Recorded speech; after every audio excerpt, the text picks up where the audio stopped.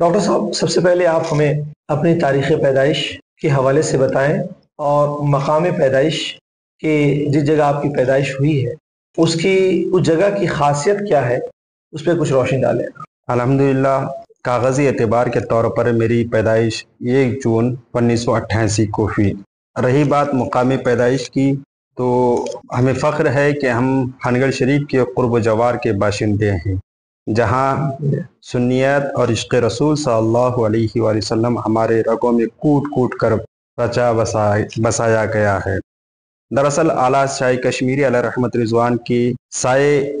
गुंबद में रहकर हमारी परवरिश हनगढ़ शरीफ के करीब में हिरूर नामी गांव में हुई। और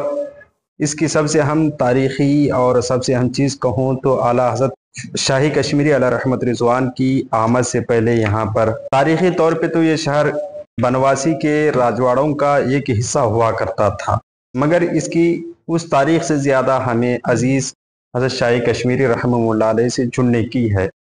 आपने बेशुमार अदबी उर्दू दीनी खिदमात आपने उस इलाके में अंजाम दी हैं और इसी को हम अपना सरमाया हयात भी समझते हैं, अपनी तारीख़ भी समझते हैं, अपनी तहज़ीब भी समझते हैं, सक़ाफ़त भी समझते हैं। मौजूद नाज़रीन, डॉक्टर फ़िदा साहब ने अपने मकाम की ख़ास पहचान ये बताई कि उसको एक बुज़ुर्ग हज़रत अल्लामा कश्मीरी रहमतुल्लाहि ताला अलैह के हवाले से मुतारफ़ कराया, जिससे अंदाज़ा होता है कि इस ज़मीन के बाशिंदे औलिया अल्लाह से न सिर्फ मोहब्बत करते हैं